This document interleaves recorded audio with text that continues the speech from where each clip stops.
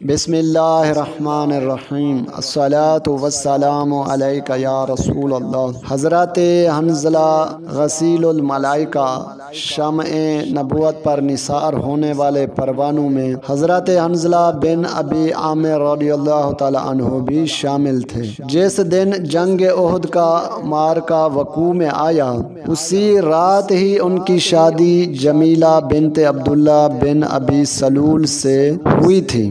زوجہ کے ساتھ مجامعت کرنے کے بعد غسل جنابت کرنے کا ارادہ کر رہے تھے کہ کان میں آواز آئی کہ حضور نبی اکرم صلی اللہ علیہ وسلم اور ان کے ساتھیوں پر کفار مکہ حملہ آور ہوئے ہیں۔ حضرت حنظلہ فوراً معرکہ احد کی طرف نکل پڑے۔ حضرت حنظلہ رضی اللہ تعالی عنہ جب میدان احد میں پہنچے، تب جنگ کی آگ کے شعلے بلند ہو گئے تھے۔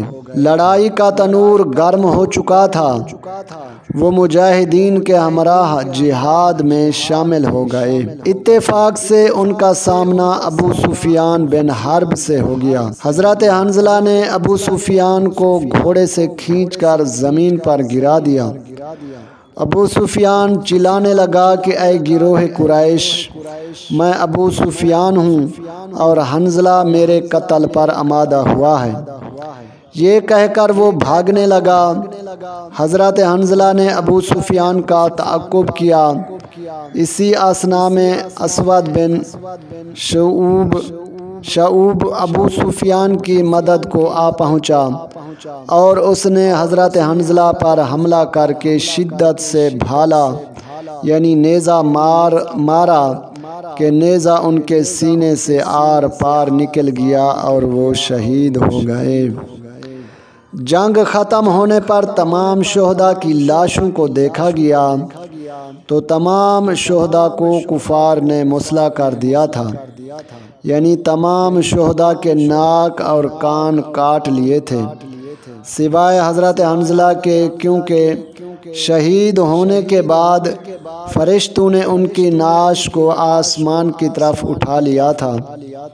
حضور نبی اکرم صلی اللہ علیہ وسلم نے ارشاد فرمایا، میں نے ملائکہ کو دیکھا کہ وہ حنظلہ بن ابی عامر کو آسمان اور زمین کے درمیان چاندی کے ایک بڑے تشت میں مزن یعنی برسات کا سفید پانی سے غسل میت دے رہے تھے۔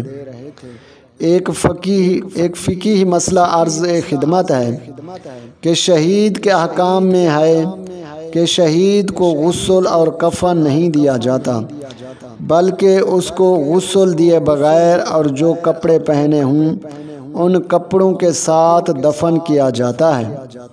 حضور نبی اکرم صلی اللہ علیہ وسلم شہداء اسلام کو اسی طریقے سے صرف نماز جنازہ پڑھ کر دفن کرتے تھے۔ رحمت للعالمین حضور نبی اکرم صلی اللہ علیہ وسلم نے حضرت حنظلہ کو فرشتوں کا غسل دینے کا منظر ملاحظہ فرمانے کا جب ذکر کیا تو ابو اسید السامری نے حضرت حنظلہ بن ابی عامر کی لاش کو جا کر دیکھا تو عجیب منظر دیکھا کہ حضرت حنظلہ نہائے ہوئے تھے اور ان کے سر سے پانی کے قطرے ٹپک رہے تھے۔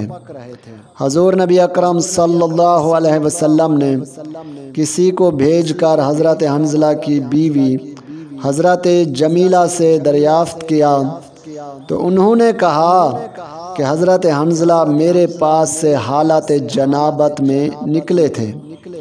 حضور نبی اکرم صلی اللہ علیہ وسلم نے فرمایا کہ حضرت حنظلہ کو فرشتوں کا غسل دینا جنابت کی وجہ سے ہے، کیونکہ انہیں غسل کی حاجت تھی اور شہید ہو گئے۔